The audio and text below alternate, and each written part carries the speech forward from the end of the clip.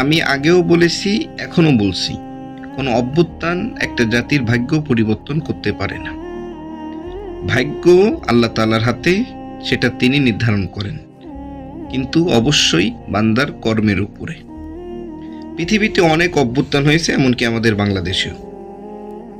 ৭৫-এ, ৬৯-এ, ৯১-তে এবং ২০১১-তে অনেক অভ্যুত্থান হয়েছে, কিন্তু তার একটি অভ্যুত্থানের ফলাফল বাংলাদেশের মানুষ কখনোই দেখেনি।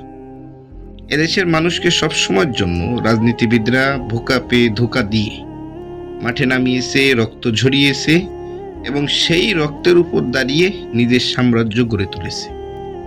বোকা হয়েছে সাধারণ মানুষ, ধ্বংস হয়েছে এই দেশ এবং নির্যাতিত হয়েছে রাস্তায় থাকা মানুষগুলো।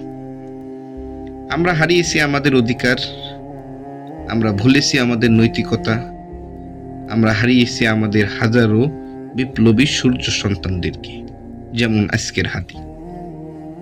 প্রিয় দর্শক, অভ্যুত্থান আর বিপ্লবের মধ্যে একটা বড় পার্থক্য হলো, বিপ্লব একটা মনস্তাত্ত্বিক পরিবর্তন, যেটা টোটাল শাসন ব্যবস্থাকেই পরিবর্তন করে ফেলে।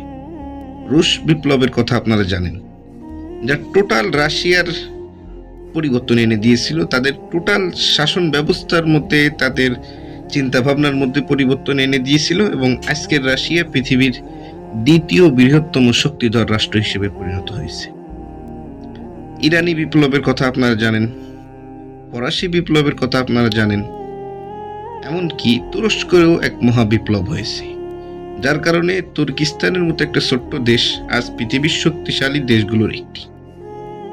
আমাদের বাংলাদেশে আমরা স্বপ্ন দেখেছিলাম 2024-এর অপ্রত্যাশিত আন্দোলনের মধ্য দিয়ে, সরকার পতনের মধ্য দিয়ে একটা বিপ্লবী সরকার গঠন হবে এবং এই দেশের দুর্নীতির শিকড়কে সন্ধান করবে এবং তা নির্মূল করে দেওয়া হবে।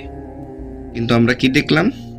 শুধু লোকের পরিবর্তন হলো, একটা অভ্যুত্থানকে নাম দিয়ে দেশকে বানচাল করার জন্য বারবার ষড়যন্ত্র করা হলো এবং ফলশ্রুতিতে তারাই শাসন ব্যবস্থা পরিচালনা করতে লাগলো আর আমরা বোকা হয়ে ঘরে বসে থাকলাম।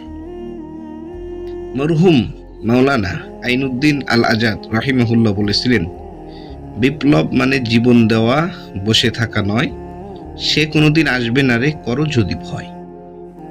এক হাদি মরেছে বিপ্লবী চেতনা নিয়ে, তোমাকেও রাজপথে নামতে হবে ঠিক একই বিপ্লবী চেতনা নিয়ে।